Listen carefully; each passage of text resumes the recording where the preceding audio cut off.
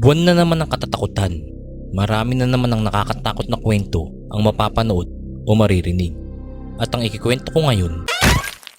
Hoy Lunti! Naglalaro ka na naman ng kandila! Susunugin mo pa tong bahay natin! Tigilan mo yan! Opo Nay, sorry. Ngayong buwan ng Nobyembre, uso ang mga nakakatakot na kwento. Pero wala pa ako na-experience na multo o paranormal. At wag ko naman sanang ma-experience yung mga ganun. Bakit ang mahal ng kuryente?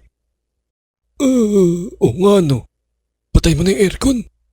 Kaya naisip ko sa video na to, pag-usapan na lang natin yung mga kakaibang nilalang base sa ating folklore. Kahit alam nyo na siguro yung mga yun. At kung paano kaya siguro sila sa modernong panahon. Wala lang, na-curious lang ako paano sila sa modern days. Simulan natin sa... Hey nanay, may aswang! Aswang! Hoy, di ako aswang. Ako si... Batman. Pero simulan natin sa... Aswang! Wang! Ayon sa research ko, ang mga aswang ay isang tao rin naman. Pero pagsapit ng dilim ay nag-aanyong halimaw at kumakain ng laman ng tao. Nagpapalit rin sila ng anyo ng mga hayop katulad ng aso, baboy, butiki, pusa. Teka. Parang wala pa akong nababalitaan na aswang na nag-anyong butiki eh. Ah, wala ba? Wala ba talagang butiki? Oo, walang butiki. Hamster na lang, hamster. Hamster? May kwento-kwento na bang aswang na nag-anyong hamster? Rawr! Aswang ako, kakainin ko kayo. Hoy, di nga aswang ka? Hamster ka eh. Kit mo nga eh. Rawr! Ano ba? Para ka tang nga. Part kita dyan eh. At ang paborito na lang biktamahin ay yung mga buntis. Grabe katakot. Ha. May buntis na naman. Bibiktimahin ko na yun. Ano yun? Ba't parang may malaking hype dun sa bubong natin? Oo nga Han! Ano kaya yun? La! Aswang! Hoy! Aswang! Umalis ka dito kundi papatayin kita! Mga kapitbahay! May aswang! Ha! Kakainin ko yung asawa mo! Uy! Bastos mo naman! Manyak ka rin eh, no? Hindi yung meaning na yun. Green-minded ka rin eh, no?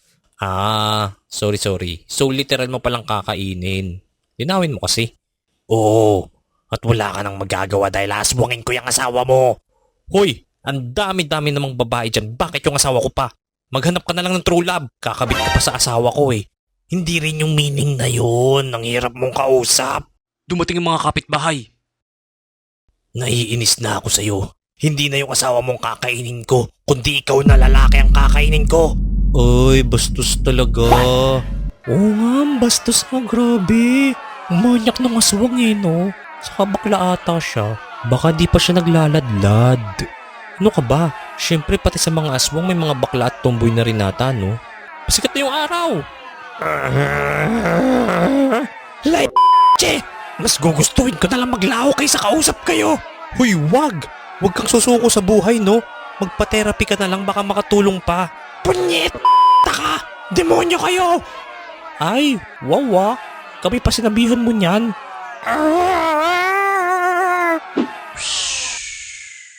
Ang sunod natin ay ang tikbalang. Ang tikbalang ay may ulo ng kabayo at ang katawan ay tao. Ayon sa aking research, mahilig silang manligaw ng mga tao. Kaya ata ako laging naliligaw kasi nililigaw ata ako ng tikbalang. Wala akong kinalaman dyan. Di ko nga kilala yan eh. Bulang ata talaga yun sa direksyon. Napagbabalitaan din daw silang dumudukot ng babae para gawing nobya at para pakasalan. Akin ka lang. Ikaw napili kong pakasalan. Wow, dami nating isdang nakuha. Ano yan? Bakit may tikbalang dyan? Kumukuha rin ng isda. Bakit ba? Bibenta ko rin sa palengke. Mahal pala pakasal? Church wedding ba? Hindi, sewist lang. Pero nakabook na kami ng venue.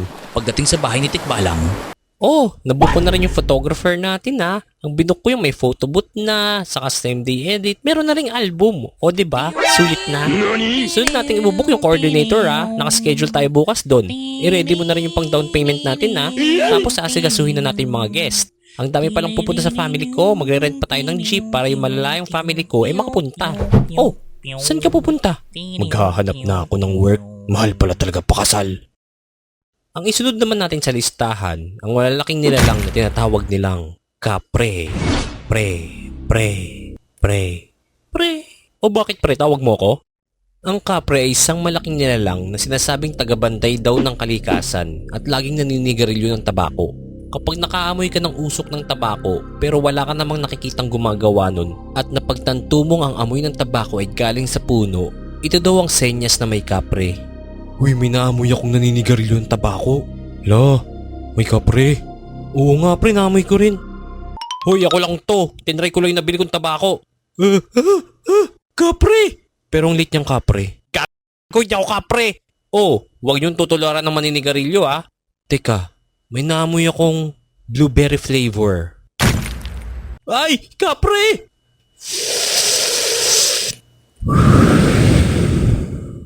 Wait, di ba tabako sila? Bakit? Wow, naka-vape na rin pala mga kapre. Oo, syempre. Sumusunod rin kami sa trend ngayon, no? Teka, wait. Huwag kayong matakot ah. Baka pwedeng humingi ng favor. Ha? Malapit na kasing maubos tong pod ng vape ko. Tapos kapag umu-order naman ako online, natatakot yung mga delivery riders sa akin. Ayun, hindi na de-deliver. Sinuwerte lang ako na bitawan ng last rider yung delivery ko. Kaya nakuha ko eh. Pero 5-star ko pa rin. Favor naman. Pabili naman ng pad ng vape yung 50k puffs na para sulit ah. Eto pero, sa inyo na sukli. What the f***? Parang tito ko lang pag nagpapabili ng sigarilyo ah. Tantananan! Konting pa lang po, wag po natin tutularan sila dahil masama po ang paninigarilyo at paggamit ng vape. Punta na tayo sa sunod nating pag-uusapan. Ito ang manananggal.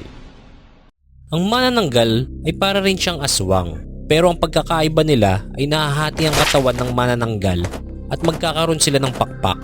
Same ng aswang, buntis rin ang kadalasan nilang binibiktima.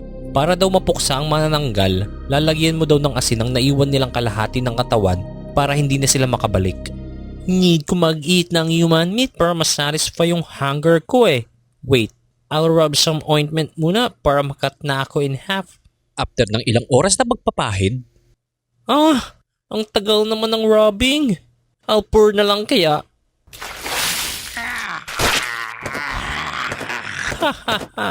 I'm so lucky may pregnant here. Nagbabagang balita, parting ito ng inyong barangay babahain ng matindi. Kaya lumikas na kayo. Alam ko lumikas na lahat ng tao dun eh. Wala na atang natitira dun. Hala! Dun ko iniwan yung half body ko. Baka inano dun ng flood. Mabalikan nga muna. Where are you na, half body? Grabe naman kasing mga corrupt na politicians yan. Kinurap pa yung pang flood control. Okay, ang panghuli kong tatalakayin ay ang tiyanak. Ang tiyanak ay anyong baby, pero halimaw na sanggol at kumakain rin ng laman ng tao. Inaakit nila ang kanilang biktima sa pamamagitan ng pag-iyak na parang sanggol. At kapag naakit nila, ay bigla nilang susunggaban at kagatin ang kanilang biktima.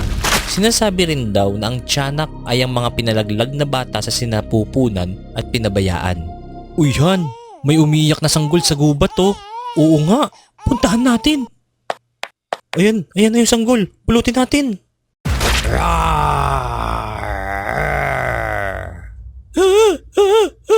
Babe, tiyanak siya. Napapabalita daw talaga na may tiyanak na umaaligid dito sa gubat. Oo nga, baby. Kaso lang, talaga bang nakadiaper lahat ng tiyanak? Siyempre, baby pa rin ako, no? Hindi ko makontrol yung ihi ko eh. Puno na nga to eh, papalit na ako mamaya. Yun na lang muna yung mga pag-usapan natin na mga nakakatakot na nilalang. Pasensya na kasi wala talaga akong balak or ayoko talaga magkaroon ng experience sa mga kaluluwa or paranormal.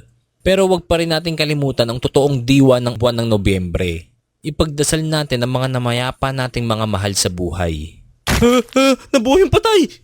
So hanggang dito na lang muna. Salamat sa panonood. Sana nag-enjoy kayo sa video na to. Thank you! Huwag niyong kakalimutan mag-like and subscribe. So, punta na tayo sa shoutout.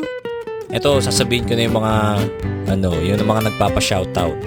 Shoutout kay John Francis Dollar, Tama ba yung pronunciation ko? Dollar or dollar? And shoutout rin kay Rosan Azur. Shoutout rin kay Nicole Rivera 3214. So balik lang ako sa topic. Ayun nga, feeling ko hindi ko talaga kaya yung magkakaroon ng horror experience. Baka ewan ko lang, baka sobrang kumabog yung dibdib ko. Ayun na. Baka bigla na lang mahimatay o kung anong mangyari, no? Anyway, wala na akong masabi. So, dito ko na tatapusin. Thank you sa lahat ng sumuporta, nanood, nag-like and nag-subscribe. Sobrang thank you sa inyo. Mama!